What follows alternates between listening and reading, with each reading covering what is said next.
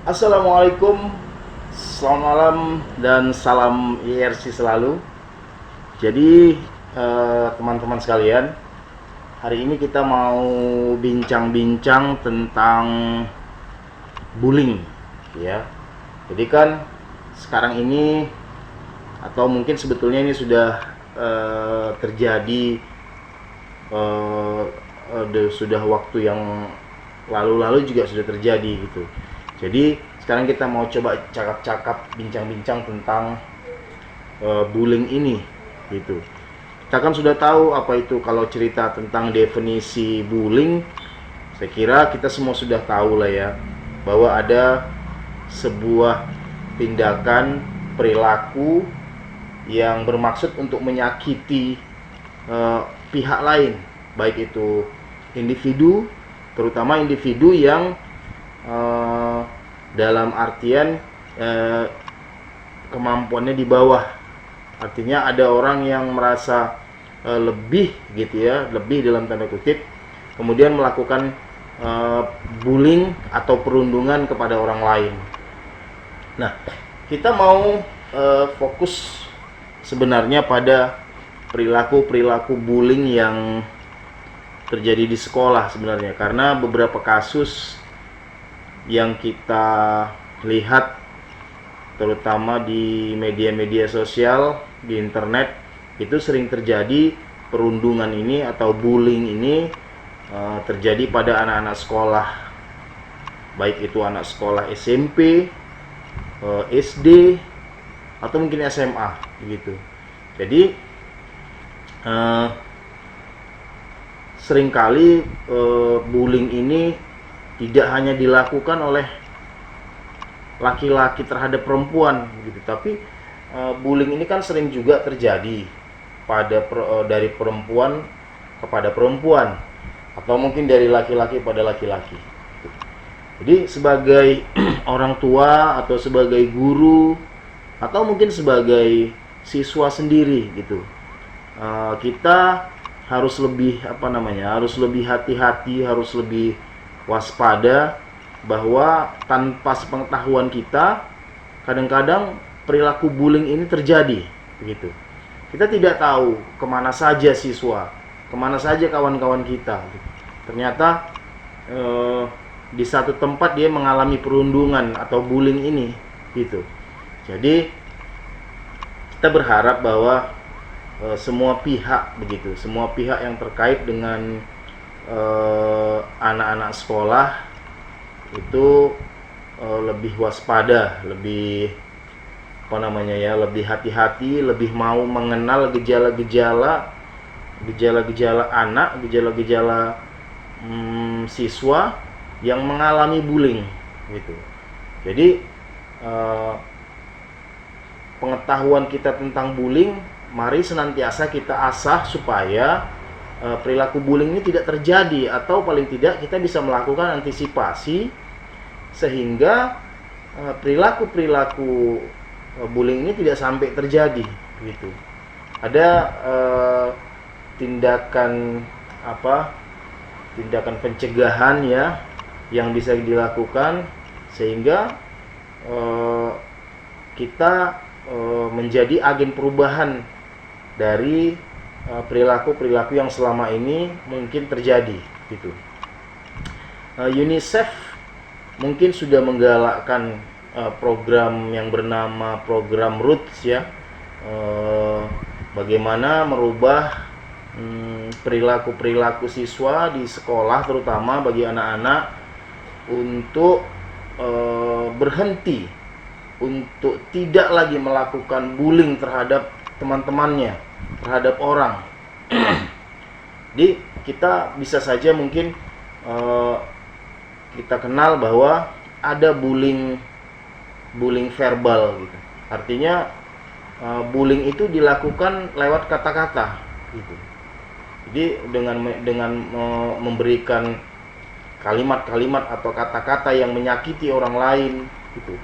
Mungkin bisa secara berkelompok, teman-temannya itu melakukan bullying verbal kepada kawannya, sehingga orang yang dibullying akhirnya merasa tidak tidak nyaman gitu, tidak merasa bisa bebas mengikuti pelajaran, datang ke sekolah, karena yang dibayangkannya adalah ketika dia datang ke sekolah dia akan dibullying nanti begitu.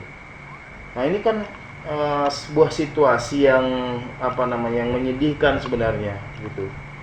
Ada lagi bullying fisik gitu. Kalau bullying fisik ini kita juga sering dilihat di media-media sosial, di internet ya, bahwa siswa-siswa yang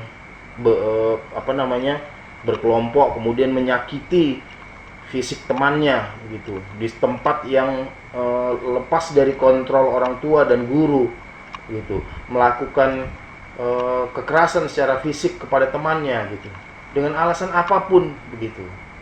Karena kan untuk bebas mendapatkan pendidikan itu kan haknya orang gitu.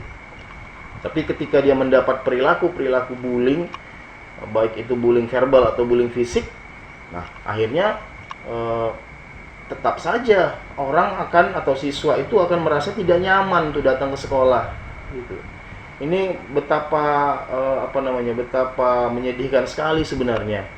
Jadi kita juga wajib sebetulnya menjadi agen-agen yang bisa melakukan perubahan terhadap perilaku-perilaku seperti ini begitu. Kalau perlu kita juga seperti yang digalakkan oleh UNICEF sebenarnya dengan program Roots-nya itu menjadikan siswa juga sebagai agen perubahan terhadap perilaku-perilaku siswa agar tidak terjadi lagi tindakan-tindakan bullying kepada teman-temannya gitu. Tidak hanya itu sebenarnya, ada juga bullying lewat dunia maya gitu. Artinya dia melakukan bullying dengan cara memposting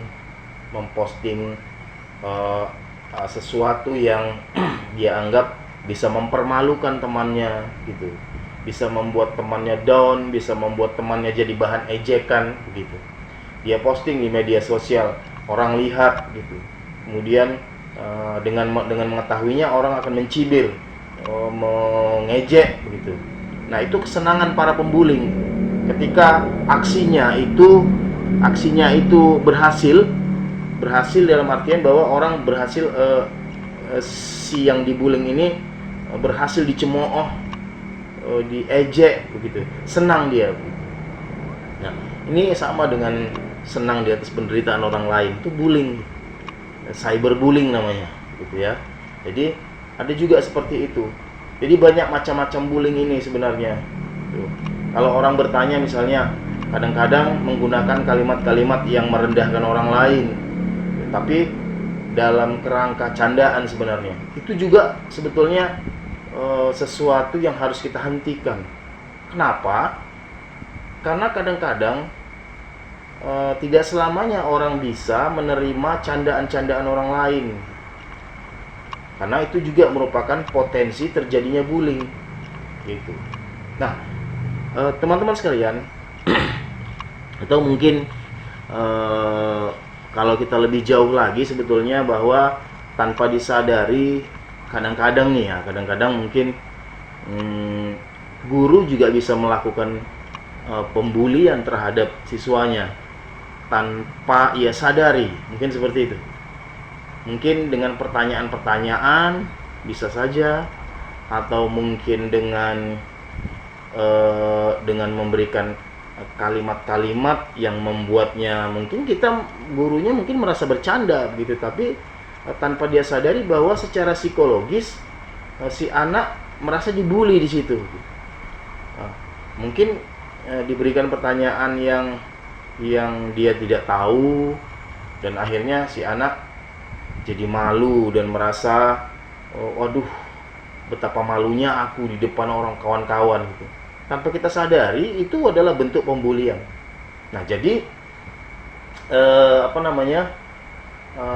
baik itu siswa, baik itu orang tua atau juga guru, mari untuk membuat setiap kalimat, setiap kata-kata yang kita sampaikan itu memiliki makna asertif.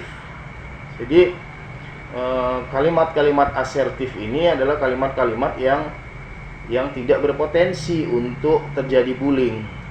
Kalimat-kalimat yang lebih kalimat yang lebih santun begitu. Kalimat yang mungkin tidak membuat orang akan merasa